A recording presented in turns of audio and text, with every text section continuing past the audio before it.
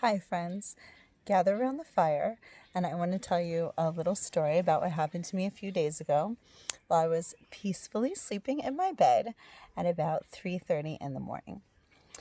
I was laying in my bed and I rolled over in my bed and felt like a rippling on my clothes, and I thought it was almost like a cat, that the cat kind of needs the mother's teat when he or she is trying to nurse. And it was really interesting. And I kind of, reached over into the bed and reached with my feet to see if one of my kids had gotten into the bed with me. And no one was there. And that was really strange. And of course, I was sleeping. So I started to wake up a little bit. And as I started to wake up, I have to get off this trampoline. My kids are coming and jumping.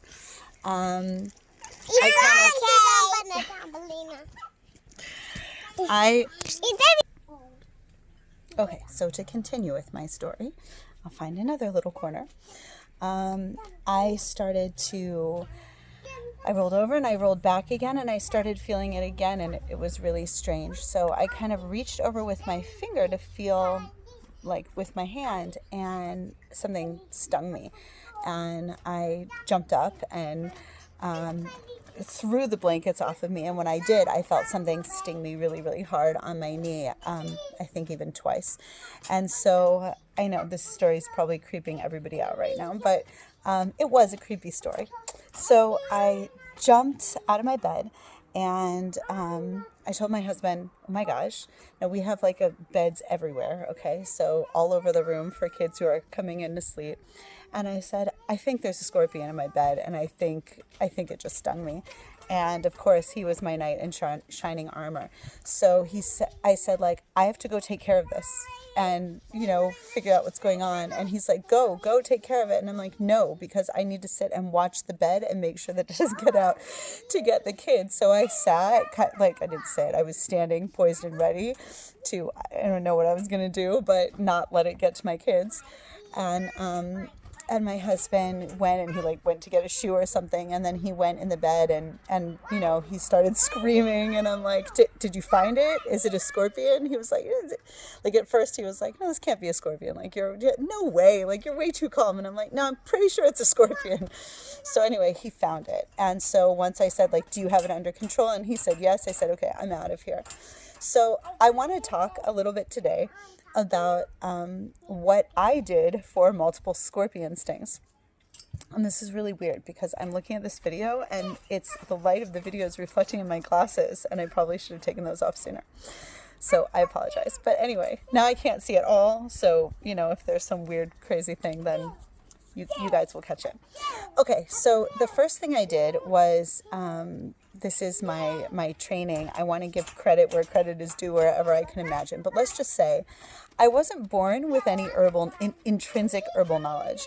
I was born with intuition, yes. I was born with a lot of things that have helped me on the herbal journey and to help people with healing, but knowledge of specific plants I was not born with. So everything I say, everything I have acquired, I've learned from somebody else. So I just, full disclaimer right there. But I did take the herbal first aid course with Seven Song, which I highly recommend.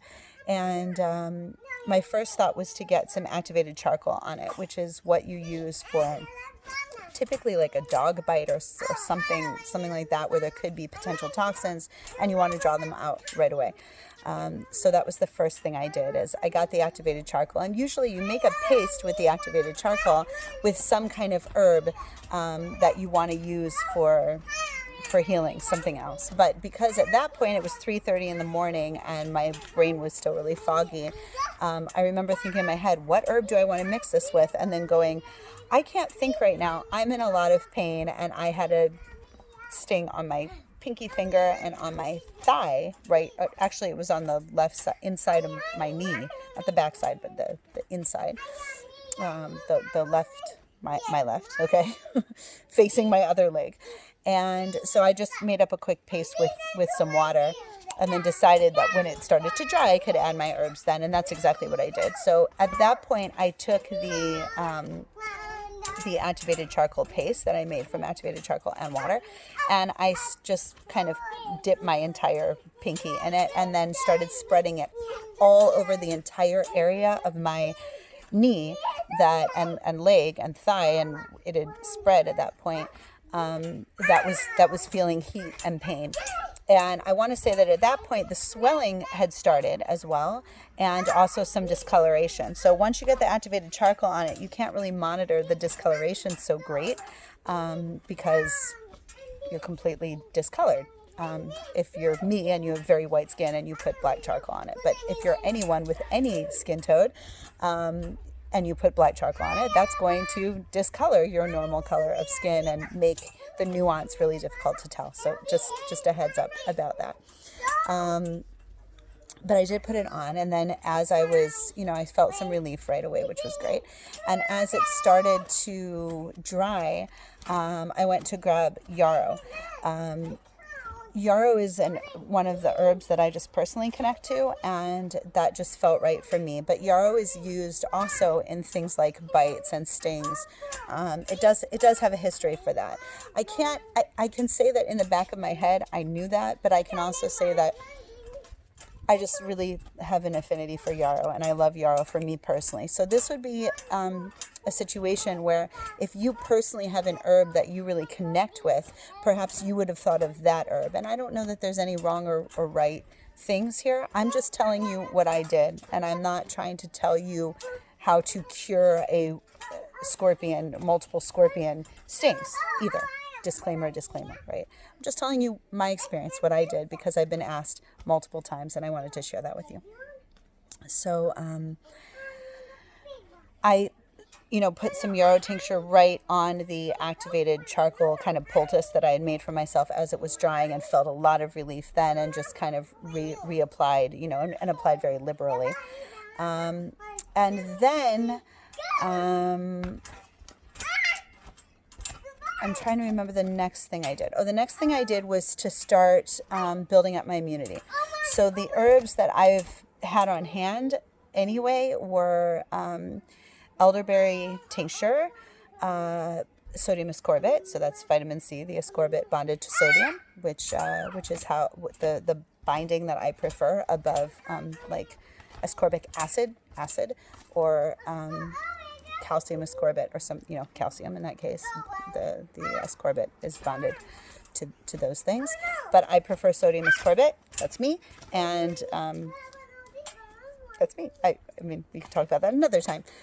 So I started taking, I think I took 4,000 milligrams of sodium ascorbate, and I took some Cleaver's tincture just to kind of help keep everything moving lymphatically with that. And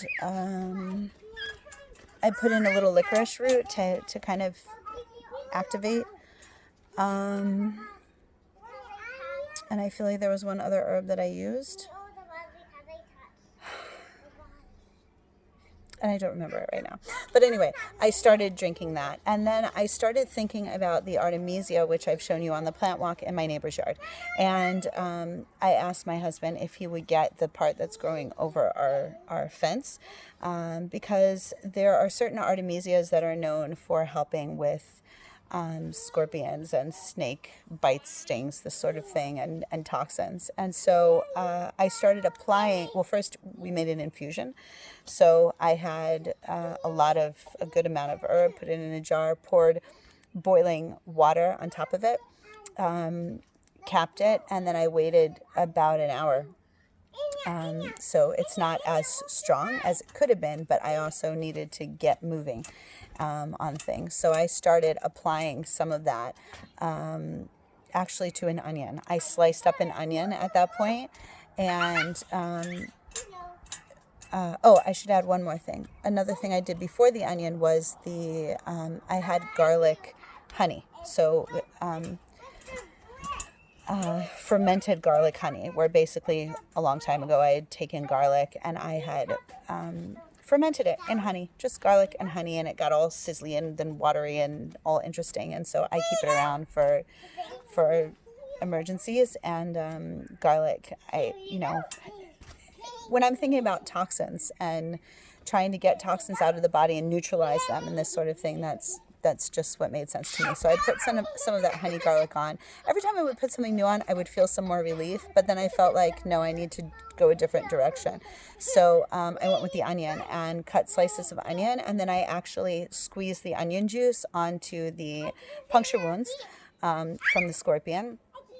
And then I would dip the onion into the Artemisia, which is called Sheba, the local popular Artemisia. Hello, not a great, here we go, maybe some more light here.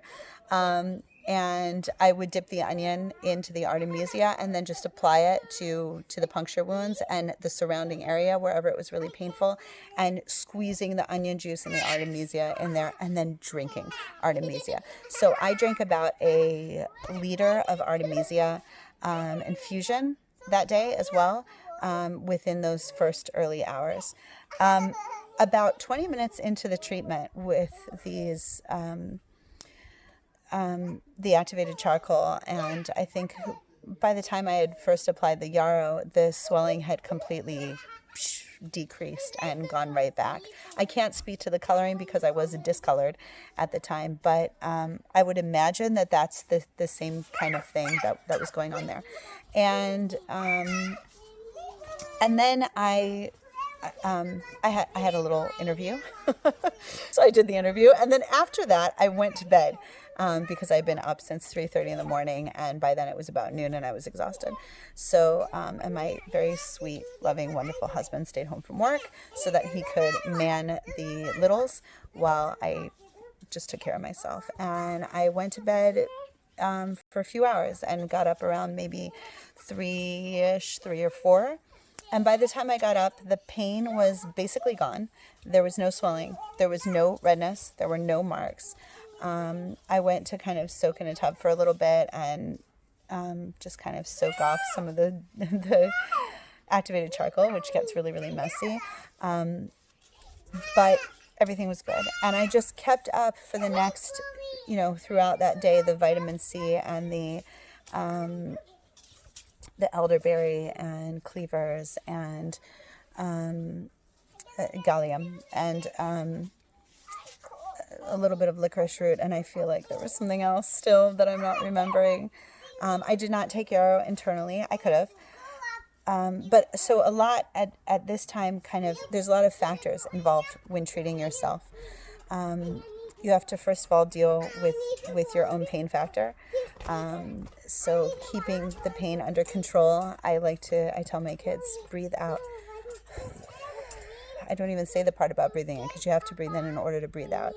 And just kind of getting into that zone, which I'm happy to talk about another time, so that you can keep your head clear, so you can think with your best foot forward, I guess.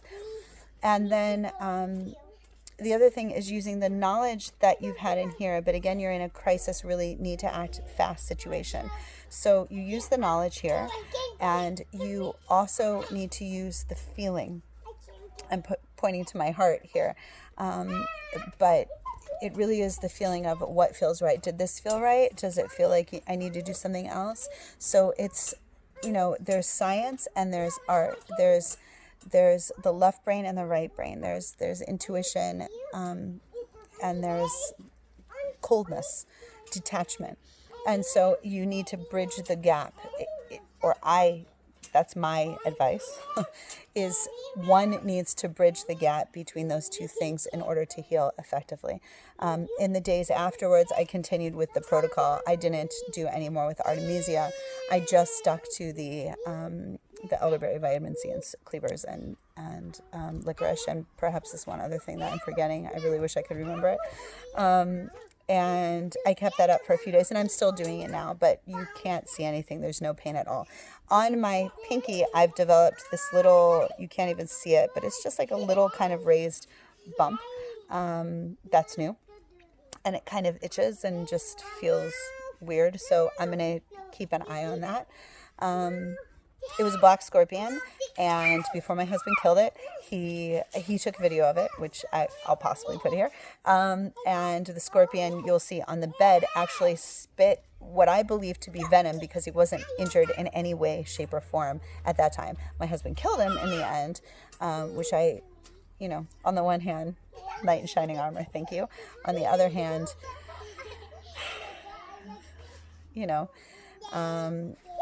but anyway, but there was a bunch of black kind of venom all over the bed sheets, and it's important to note that when it comes to scorpion bites in Israel, the most dangerous scorpions are the yellow scorpions, from what I can understand, which can, of course, be fatal or not. If you've survived a yellow scorpion sting, you can mention that here. So when I knew, and I asked my husband to right away, actually before I left the room, is it a scorpion? He said yes. And I said, is it black? And then once I had that answer, I was out. If it had been a yellow scorpion, perhaps I would not have treated at home. Perhaps. I'm not sure. But I hope we never have to cross that bridge. So I just wanted to share this with you. Perhaps it can be helpful that situations that are acute emergency situations can also be dealt with at home. Now, I know I'm going to have every doctor and every Western medicine practitioner jumping on board to say, don't mess with that. You must go to a Western medical model practitioner. And while I appreciate their advice, fear, and assessment, and knowledge, it is very important to be able to listen to oneself, especially in times of crisis, and make the appropriate decision for you and your family. Yeah, we do hear stories about people who've made wrong decisions and something bad has happened. And we also hear stories about doctors and nurses who've made wrong decisions and something has happened. And I don't think it's such a cut and dried situation. If you feel that you have the capabilities to try and handle it and the situation yourself, it's a beautiful gift. That sometimes we can give to the Western medical model, and that is not to fill up the hospital beds when it's not absolutely necessary.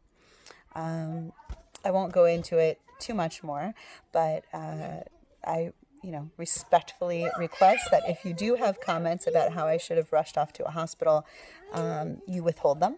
I understand that opinion and I respect that you have it. And if you are ever stung by a scorpion, I hope that you are not, you certainly should do what makes you feel most clear and comfortable and correct about the situation.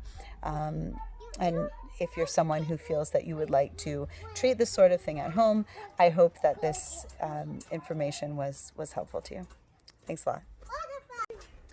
One more message is that this happened very shortly after we cut down the wildweed garden. So I'm not saying cutting the wildweed garden was a mistake, but when we cultivate a habitat for many different animals in our yards and then suddenly cut that down, it makes perfect sense that the creatures, animals, insects, arachnids, would be looking for another home or another place to feel safe.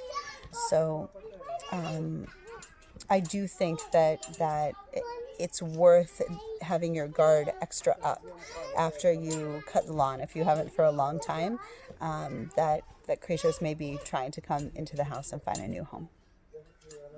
One more note, because that happened, it created a cascade of interventions, which I feel like can happen a lot in life, especially in the Western medical model.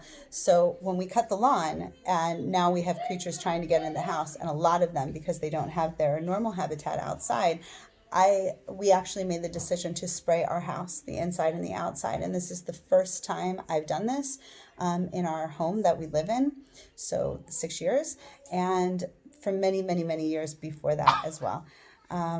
But this is once we kind of make nature out of balance and put the situation out of balance, then cascade of interventions come in. So it's a good wake up call for me personally, and hopefully for all of us to be mindful of those things and weigh them out very carefully.